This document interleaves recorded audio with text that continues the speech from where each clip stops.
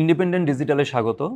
দর্শক, আপনারা চীন যুক্তরাষ্ট্র দ্বৈরথ নিয়ে অনেকদিন ধরেই বিভিন্ন সংবাদের মধ্য দিয়ে আমরা অবহিত। বিভিন্নভাবে বিষয়টি কখনো এসেছে বাণিজ্য ইস্যুতে, কখনো এসেছে সামরিক ইস্যুতে, কখনো কূটনৈতিক নানান টানাপোড়েন চলেছে দুই দেশের মধ্যে, কখনো সেটা তাইওয়ানের মধ্য দিয়ে, কখনো দক্ষিণ চীন সাগরের মধ্য দিয়ে।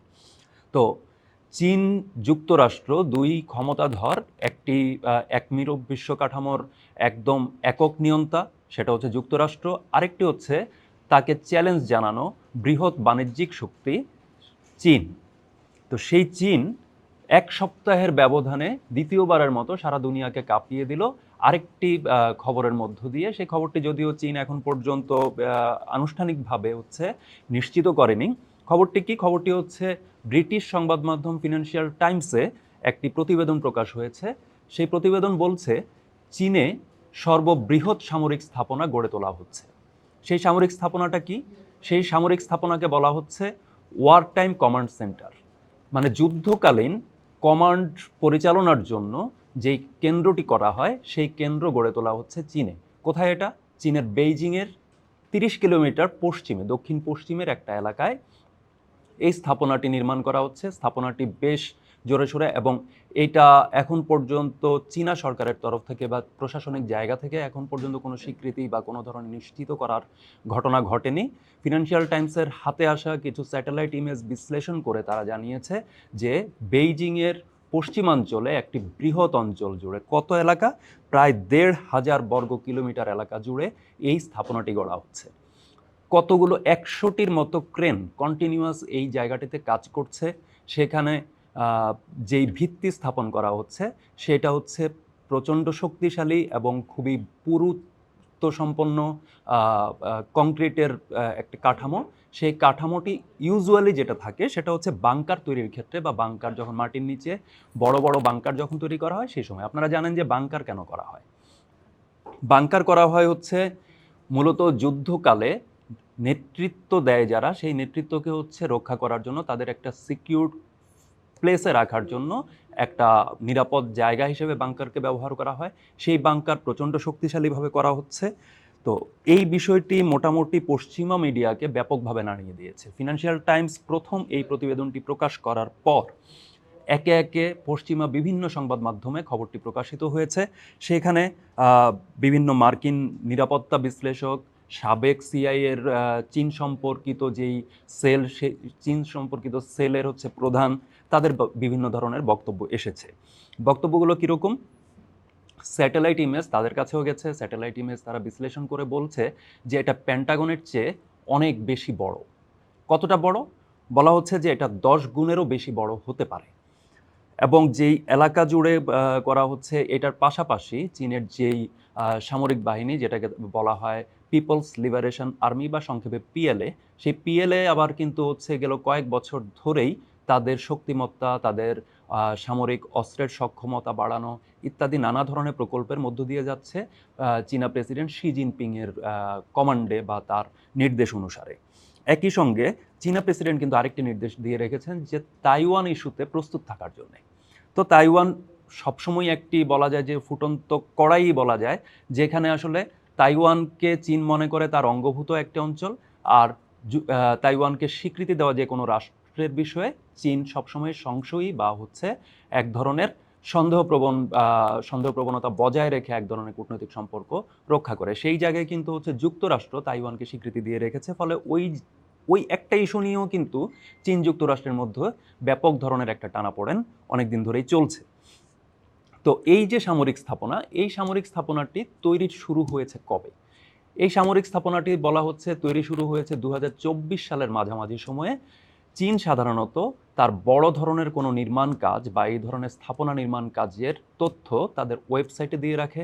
যদি এটা বাণিজ্যিক কোনো স্থাপনা হয় তাহলে অবশ্যই সেটা নির্দেশ করা থাকে যে এটি একটি বাণিজ্যিক স্থাপনা, এই কারণে এই জায়গা থেকে এই কর্মকাণ্ড পরিচালনা করা হয়, বা অন্তত পক্ষে এটির নাম এই। মজার বিষয় হলো এই স্থাপনা সম্পর্কে কিন্তু এরকম কোনো ঘোষণা নেই, কিন্তু স্থাপনাটি তৈরি হচ্ছে। দ্বিতীয় বিষয় হচ্ছে ফিনান্সিয়াল টাইমসের পক্ষ থেকে ফিনান্সিয়াল টাইমসের সাংবাদিকেরা সেই স্থাপনায় প্রবেশের চেষ্টা করেছেন বা সেখানে যাওয়ার চেষ্টা করেছেন, অঞ্চলটি ঘুরে দেখার চেষ্টা করেছেন, কিন্তু সেখানকার কঠোর নিরাপত্তা ব্যবস্থার ডিঙাতে তারা পারেননি। একই সঙ্গে সেখানকার আঞ্চলিক যে স্থানীয় যারা আছেন, স্থানীয়রা বলছেন যে তারা যদিও বলছেন যে এখানে কোনো সেনাবাহিনীর বা সেনা পোশাকের কেউ এখানে প্রবেশ বা বেরোতে দেখেননি, কিন্তু তাদের মধ্যে প্রচলিত হচ্ছে এটা হচ্ছে সামরিক স্থাপনা বা হচ্ছে এটা সেনাবাহিনীর কাজ। তো এই হচ্ছে, কিন্তু ওয়াশিংটনে নিযুক্ত যে চীনার দূতাবাসে বলা হয়নি যে দূতাবাসের পক্ষ থেকে আসলে কে বক্তব্যটি দিয়েছে, কিন্তু চীনা দূতাবাসের পক্ষ থেকে বলা হয়েছে তারা এই বিষয়ে এত বড় একটি স্থাপনা যে গড়া হচ্ছে এই স্থাপনা সম্পর্কে তারা অবহিত নন। এবং একই সঙ্গে বলা হয়েছে তারা নিশ্চিত করেছে চীন ডিফেন্স বলতে ডিফেন্সকেই বোঝে, অর্থাৎ তার প্রতিরক্ষা নীতি আসলে প্রতিরক্ষার মধ্য দিয়েই প্রতিরক্ষার ধর্মকে মেনেই হচ্ছে গড়া হয়, অর্থাৎ তারা কখনো আক্রমণোদ্যত হবে না। আমরা অবশ্য কখনোই চীনের ইতিহাস ঘাটলেও চীন কোথাও সেভাবে আক্রমণ করেছে বা তার নিজের ভূখণ্ডের বাইরে অঞ্চলে বিভিন্ন অঞ্চলে হচ্ছে যুদ্ধ পরিচালনা করেছে বা হচ্ছে যুদ্ধে সরাসরি অংশ নিয়েছে এমনটা পাওয়া যায় না। বিভিন্ন ধরনের কূটনৈতিক তৎপরতা তার থাকে, প্রত্যেক দেশেরই থাকে, ক্ষমতাধর দেশগুলোর তো আরও বেশি থাকে, সেটা অন্য ধরনের একটা আলোচনা, অন্য আলাপ।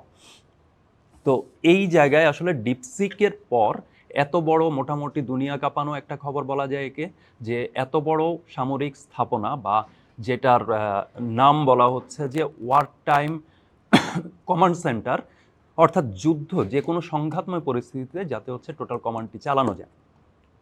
যুক্তরাষ্ট্রের সাথে চীন কি আসলে যুদ্ধে নামতে চাচ্ছে? তবে প্রশ্নটি এই জায়গায় আসে যে বিভিন্ন সময় উভয় পক্ষ থেকে খুব বড় ধরনের আস্ফালন আমরা দেখেছি, নানা ধরনের হুমকি ধুমকিও দেখেছি, কিন্তু শেষ পর্যন্ত আসলে কিন্তু আমরা চীন যুক্তরাষ্ট্রকে যুদ্ধে জড়াতে দেখিনি। আপনাদের স্মরণ করিয়ে দেওয়া যাক যে চীন এবং যুক্তরাষ্ট্র উভয়েই কিন্তু আসলে নিউক্লিয়ার পাওয়ার, তাদের উভয়েরই বেশ ভালো সংখ্যক নিউক্লিয়ার ওয়ারহেড রয়েছে এবং সেটা আরও উন্নত করার একটা প্রতিযোগিতা তাদের রয়েছে। সাধারণত পরমাণু শক্তিধর যে দেশগুলো থাকে তারা হচ্ছে এই যেই পরমাণু সক্ষমতা, বা এটা দুই ধরনের সক্ষমতা, একটা হচ্ছে প্রতিরক্ষা সক্ষমতা, আরেকটা হচ্ছে আক্রমণের সক্ষমতা। এই দুই সক্ষমতা নিয়েই একটা প্রতিযোগিতায় লিপ্ত থাকে সবসময়। তো এই মহাশক্তিধর দেশগুলো যেই এই ধরনের যেই প্রতিযোগিতা তাদের মধ্যে থাকে, সেই প্রতিযোগিতার আসলে দুটি ধরন আছে। একটি হচ্ছে সত্যি সত্যি হচ্ছে যুদ্ধাবস্থার জন্য প্রস্তুতি নেওয়া, সেটা তো বটেই, যে আমার প্রতিপক্ষের যদি হচ্ছে 100টি তীর থাকে তাহলে হচ্ছে আমার অন্তত 100টি ঢাল তো লাগবে সেই তীরগুলো, ছুটে আসা তীরগুলো ঠেকানোর জন্যে। তো এইটা একটা জায়গা, বা হচ্ছে আমি অন্তত পাল্টা 100টি তীর তৈরি করব যাতে হচ্ছে অন্তত সে আমার যতটুকু ক্ষতি করতে পারে আমি যেন তার সমপরিমাণ ক্ষতি সাধন করতে পারি, এটা একটা। আরেকটা হচ্ছে যে একটা কৌশলগত জায়গা, যেমন আমি যখন হচ্ছে এই 100টি তীরের বিপরীতে যখন 100টি ঢালকে আমি প্রস্তুত করব, বা এর বিপরীতে যখন 100টি তীর প্রস্তুত করব, তার মানে হচ্ছে যে আমরা মোটামুটি সমান সমান পর্যায়ে এলাম, অর্থাৎ আশপাশের অঞ্চলে এবার বিশ্বশক্তির বিবেচনায় যদি আসি, চীন এবং যুক্তরাষ্ট্রের যখন প্রায় সম পরিমাণ এবং সমসক্ষমতার সামরিক শক্তি থাকবে, তখন হচ্ছে দুই দেশের যে প্রভাব বলয়ে থাকা দেশগুলো বা প্রভাব বিস্তার করতে চাওয়া অঞ্চলগুলো, সেই অঞ্চলগুলোতে আসলে তাদের এই কূটনৈতিক যে সক্ষমতা বা কৌশলগত যে সক্ষমতা সেটা আসলে বেড়ে যায়। তো চীন আসলে যতটা যুদ্ধের জন্য, বা যুক্তরাষ্ট্র আসলে যতটা যুদ্ধের জন্য এই প্রতিযোগিতায় লিপ্ত হয়, তার চাইতেও বেশি হচ্ছে এই ভারসাম্যটাকে রক্ষার জন্য তারা এই প্রতিযোগিতায় আসে। এটা আমরা মোটামুটি বলে নিতে পারি, কারণ হচ্ছে চীন এবং যুক্তরাষ্ট্র উভয় পক্ষই জানে তাদের মধ্যে যদি সত্যিকার অর্থে কোনো সংঘাত হয় তা আসলে গোটা বিশ্বকেই আসলে ওলটপালট করে দেবে একরকম। এর প্রভাব বলয়ে, উভয় পক্ষের প্রভাব বলয়ে থাকা সবগুলো দেশই আসলে কোনো না কোনোভাবে জড়িয়ে যাবে, যেটা কেউ কেউ নানা সময় হচ্ছে তৃতীয় বিশ্বযুদ্ধের আশঙ্কার কথা বলেন বা নানা কিছু বলেন। তৃতীয় বিশ্বযুদ্ধ নিয়ে যদিও আলাদা একটা আলোচনা আছে যে তৃতীয় বিশ্বযুদ্ধ আসলে চলছে নাকি তৃতীয় বিশ্বযুদ্ধ সামনে হবে, তো সেই আলোচনায় আমি যাচ্ছি না।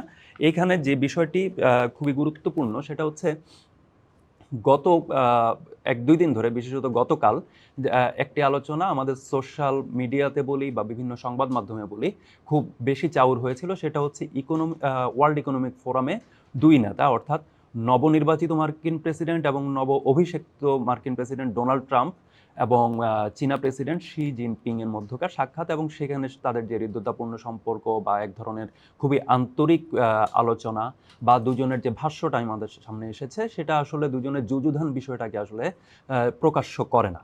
অনেকে বলছেন যে ট্রাম্প হয়তো একটু ব্যাকফুটে গেলেন, বা বলা হচ্ছে যে মেক্সিকো এবং কানাডার উপরে তো ঠিকই হচ্ছে শুল্ক আরোপ করে দিল, কিন্তু এত চিৎকার চেঁচামেচি বা নির্বাচনী প্রচার থেকে শুরু করে অভিষিক্ত হওয়ার আগ পর্যন্ত যেই কথা ট্রাম্প বলেছেন যে চীনের উপরে 60% পর্যন্ত শুল্ক আরোপ করবেন, সেটি কিন্তু এখন পর্যন্ত আমরা দেখিনি। তো এই জায়গায় আসলে এত সহজে এরকম একটি আমরা অনেকেই দেখছি যে সোশ্যাল মিডিয়াতে বলছেন যে ট্রাম্প কিছুটা নমনীয় হয়েছেন, কারণ ট্রাম্প একটু ভয় পাচ্ছেন, ট্রাম্প ঘাবড়ে গিয়েছেন শি জিনপিংকে দেখে, ইত্যাদি ইত্যাদি।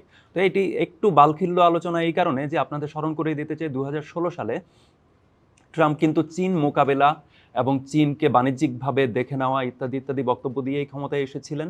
এসে তাদের যে প্রথম সাক্ষাৎ হয়, সেখানে কিন্তু তিনি বলেছিলেন যে শি জিনপিংকে দেখে তিনি মুগ্ধ হয়েছেন। তো এই মুগ্ধতা রেখেই কিন্তু তিনি পরবর্তীতে চীনের উপরে অত্যধিক শুল্ক আরোপের পদক্ষেপটি নিয়েছিলেন। সুতরাং দুই নেতার এই কূটনৈতিক সম্পর্ক বা শিষ্টাচারের ভাষ্যকে সামনে রেখে বা ভাষ্যটিকে শুধুমাত্র বিবেচনায় নিয়ে তাদের মধ্যকার সম্ভাব্য বাণিজ্য যুদ্ধ বা সম্ভাব্য কূটনৈতিক টানাপোড়েন বা অন্য আরও নানা ধরনের ভূরাজনৈতিক যেই দাবা খেলা, সেই দাবা খেলাকে আগাম অনুমান করার আসলে সুযোগ নেই। সেখানে আসলে প্রতিটি পদক্ষেপ, অর্থাৎ ডোনাল্ড ট্রাম্প প্রশাসনিকভাবে চীনের বিষয়ে আগামী 100 দিনের ভিতরে বা 6 মাসের ভিতরে কি কি পদক্ষেপ নেন, সেদিকটাতে আমাদের তাকিয়ে থাকতে হবে। সেটাই আসলে বলে দিবে চীন এবং যুক্তরাষ্ট্র আসলে কতটুকু মুখোমুখি দাঁড়াচ্ছে। তবে সবচেয়ে বড় বিষয় হচ্ছে বাণিজ্য যুদ্ধ বলি বা বাণিজ্য নিয়ে লড়াই বলি, যেটাই বলি না কেন, সেটার পাশাপাশি কিন্তু এখন পেন্টাগন এবং এক্সট্রিম পেন্টাগন, অর্থাৎ চীন যেটা বানাচ্ছে, সেই বিষয়টি কিন্তু সামনে চলেই এলো।